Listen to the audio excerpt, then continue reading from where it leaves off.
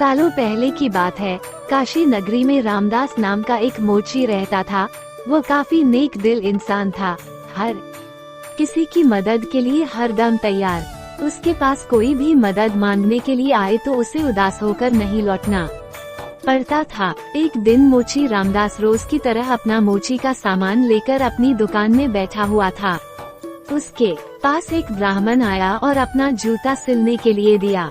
जूता सिलते हुए रामदास ने ब्राह्मण से पूछा, आप कहाँ से आए हैं? ब्राह्मण देव ने जवाब दिया, मैं कावेरी तट से यहाँ गंगा माँ के दर्शन करने और नहाने आया हूँ। एकदम से मोची रामदास ने पूछा, क्यों, आज कावेरी नदी में पानी खत्म हो गया है क्या?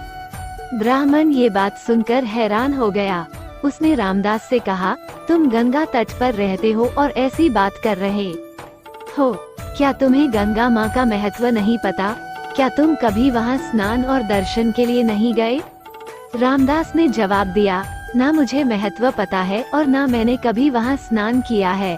रामदास आगे कुछ बोलता कि उससे पहले ही ब्राह्मण देव ने कहना शुरू कर दिया, गंगा तट पर रहकर ना गंगा की शक्ति का पता है और ना कुछ और, तभी तो तुम्हारे भाग फूटे हुए हैं।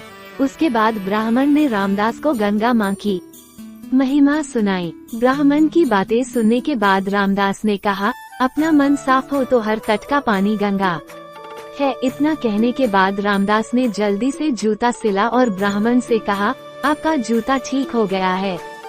अब गंगा किनारे जाते हुए क्या आप मुझ पर एक एहसान करेंगे? ब्राह्मण देव ने कहा, जरूर, बताओ क्या करना है। रामदास ने अपने जेब से एक साबुत सुपारी का टुकड़ा निकला और कहा, आप जब गंगा में स्नान करेंगे तब उन्हें यह साबुत सुपारी अर्पण कर देना। ब्राह्मण देव ने रामदास के हाथ से वह सुपारी ली और गंगा के किनारे जाने लगे। वहाँ स्नान करने के बाद ब्राह्मण देव ने हाथ में सुपारी लेकर गंगा माँ को पुकारते हुए कहा, माँ, ये रामदास ने आपके लिए भेजा है, इसे स्वीकार कीजिए। इतना कहकर ब्राह्मण देव ने उस साबुत सुपारी को गंगा में बहा दिया।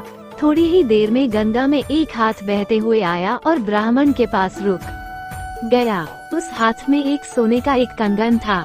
उसी समय एक आवाज आई, मेरी तरफ से यह कंगन रामदास को दे देना। गंगा माँ की तरफ से रामदास के लिए सोने का कंगन आता देख ब्राह्मण हैरान हो गया।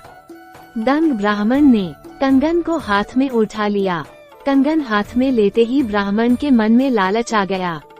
उसने सोचा कि मैं यह कंगन रामदास को नहीं दूंगा।